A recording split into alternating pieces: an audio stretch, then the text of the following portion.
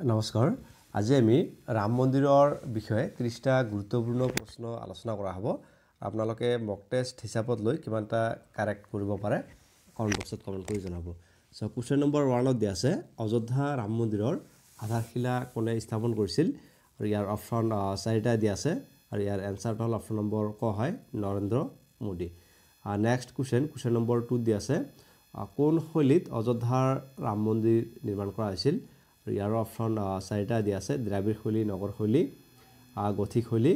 ডেকান শৈলী আৰু ইয়াৰ এনসাৰটো হ'ল অপচন নম্বৰ এটো খ হয় যে নগৰ শৈলীত অযোধ্যা ৰাম মন্দিৰ নিৰ্মাণ কৰা হৈছিল নেক্সট কোৱেশ্চন নম্বৰ 3 দিয়া আছে কোনজন ন্যায়াধীশে অযোধ্যা ৰাম মন্দিৰৰ ৰায় দিছিল অপচন 4টা দিয়া আছে আৰু ইয়াৰ এনসাৰটো হ'ল অপচন নম্বৰ এটো ক হয় যে মুখ্য ন্যায়াধীশ ৰঞ্জন গগৈয়ে ৰায় দিছিল নেক্সট কোৱেশ্চন নম্বৰ 4 দিয়া আছে অযোধ্যাৰ বিবাদিত ভূমিৰ লগত কোনটো ঘটনা জড়িত আছিল পানিপথৰ যুদ্ধ ভাৰত এক আন্দোলন বাবৰি মছজিদৰ ঘটনা আৰু পানিপথৰ দ্বিতীয় যুদ্ধ আৰু ইয়াৰ এনসাৰটো হ'ল অপচন নম্বৰ এটো গ হয় বাবৰি মছজিদৰ ঘটনা নেক্সট কোৱেশ্চন নম্বৰ 5 দিয়া আছে অযোধ্যাক আগতে কি নামেৰে জনা গৈছিল ৰামনগৰ সৰুজু ফৈজাবাদ আৰু পাটনা আৰু ইয়াৰ এনসাৰটো হ'ল অপচন নম্বৰ গ ফৈজাবাদ বুলি জনা গৈছিল নেক্সট কোৱেশ্চন নম্বৰ 6 ত দিয়া আছে ভগৱান ৰামলালাৰ মূৰ্তি খোদিত কৰা শিপিনীজনৰ নাম কি আছিল ইয়াৰ এনসাৰটো হ'ল অপচন নম্বৰ ক Arun Yogiraj next question number 7 ত দিয়া আছে ৰামলালাৰ মূৰ্তি নিৰ্মাণত কোনটো শিল ব্যৱহাৰ কৰা হৈছিল কলাশিল বগাশিল বেচালশিল আৰু গেদীয় শিল আৰু ইয়াৰ এনসাৰটো হ'ল যে অপচন নম্বৰ এটো ক হয় যে কলাশিল ব্যৱহাৰ কৰা হৈছিল নেক্সট কোৱেশ্চন নম্বৰ 8 ত দিয়া আছে শ্ৰী ৰাম মন্দিৰ নিৰ্মাণৰ দায়িত্ব কোনটো কোম্পানীয়ে লৈছিল আৰু ইয়াৰ অপচন 4টা দিয়া আছে আৰু ইয়াৰ এনসাৰটো হ'ল অপচন নম্বৰ এটো বি হয় লাৰ্সেন এণ্ড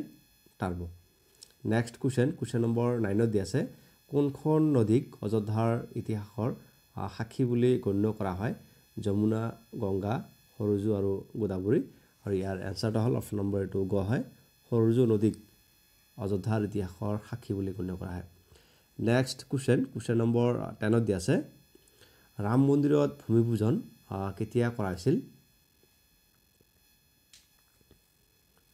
আৰু ইয়াৰ এনসাৰটো হ'ল অপচন নম্বৰ এটো ক হয় যে 2020 চনত ভূমি পূজন কৰা হৈছিল নেক্সট কোৱেশ্চন নম্বৰ 11 ত দিয়া আছে ৰাম মন্দিৰত মুঠ কিমানটা দুৱাৰ আছে আৰু ইয়াৰ এনসাৰটো হ'ল অপচন নম্বৰ গ হয় 44টা নেক্সট কোৱেশ্চন নম্বৰ 12 ত দিয়া আছে যে শ্ৰীৰাম জন্মভূমিত অযোধ্যাক আৰু কি নামেৰে জনা যায় অপচন 4টা দিয়া আছে সাকেত ৰামনগৰ দ্বাৰকাৰ ওপৰৰ এটা নহয় আৰু ইয়াৰ এনসাৰটো হ'ল অপচন নম্বৰ ক হয় সাকেত বুলি জনা যায় নেক্সট কোৱেশ্চন নম্বৰ 13 ত দিয়া আছে ৰামলালাৰ প্ৰতিমূৰ্তিৰ উচ্চতা কিমান আছিল আৰু ইয়াৰ এনসাৰটো হ'ল অপচন নম্বৰ এটো ক হয় যে 51 ইঞ্চি হয় নেক্সট কোৱেশ্চন 14 ত দিয়া আছে যে ৰাম মন্দিৰৰ ভূমি পূজন কেতিয়া অনুষ্ঠিত হৈছিল আৰু ইয়াৰ এনসাৰটো হ'ল অপচন নম্বৰ এটো সি হয় যে 5 আগষ্ট 2020 নেক্সট কোৱেশ্চন নম্বৰ 15 ত দিয়া আছে বাবৰি মছজিদ কেতিয়া নিৰ্মাণ কৰা হৈছিল আৰু ইয়াৰ এনসাৰটো হ'ল অপচন নম্বৰ এটো বি হয় যে 1528 চনত নিৰ্মাণ কৰা হৈছিল আৰু নেক্সট কোৱেশ্চন নম্বৰ 16 ত দিয়া আছে ৰাম মন্দিৰৰ ৰায় ঘোষণাৰ তাৰিখ কিমান আছিল অপচন 4টা দিয়া আছে আৰু ইয়াৰ এনসাৰটো হ'ল অপচন নম্বৰ বি হয় 9 নৱেম্বৰ 2019 নেক্সট কোৱেশ্চন 17 ত দিয়া আছে 1992 চনত বিতৰ্কিত বাবৰি মছজিদ ভাঙি পেলোৱাৰ সময়ত দেশৰ প্ৰধানমন্ত্ৰী কোন আছিল আৰু ইয়াৰ এনসাৰটো হ'ল অপচন নম্বৰ এটো খ হয় যে PV নৰসিংহ ৰাও আছিল নেক্সট কোৱেশ্চন 18 ত দিয়া আছে তলত উল্লেখ কৰা সকলৰ ভিতৰত কোনে ৰাম মন্দিৰ নিৰ্মাণ কৰিছে আৰু ইয়াৰ এনসাৰটো হ'ল এটা অপচন নম্বৰ এটো সি হয় যে চন্দ্ৰকান্ত চম্পুৰা নেক্সট কোৱেশ্চন নম্বৰ 19 ত দিয়া আছে অযোধ্যা কোনখন নদীৰ পাৰত অৱস্থিত অপচন 4টা দিয়া আছে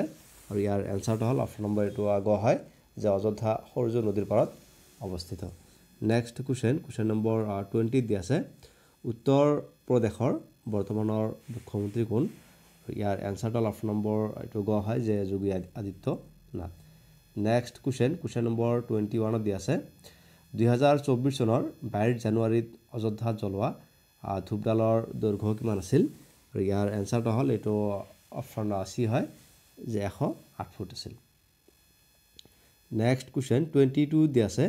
যে ৰাম মন্দিৰৰ উচ্চতা কিমান হ'ব? আৰু ইয়াৰ এনচাৰটো হ'ল অপশ্যন নম্বৰ এইটো চি হয় যে 161 ফুট। নেক্সট কুৱেশ্যন 23 দিয়া আছে অযোধ্যা কোনখন ৰাজ্যত অৱস্থিত হয়? হাৰিয়ানা, বিহাৰ, উত্তৰ প্ৰদেশ, পাঞ্জাৱ। আৰু ইয়াৰ এনচাৰটো হ'ল অপশ্যন নম্বৰ এইটো চি হয় যে উত্তৰ প্ৰদেশ। নেক্সট কুৱেশ্যন 24 দিয়া আছে ৰাম মন্দিৰত কিমান স্তম্ভ আছে? আৰু অপশ্যন 4টা দিয়া আছে আৰু ইয়াৰ এনচাৰটো হ'ল অপশ্যন নম্বৰ এইটো বি হয় 392 হয়।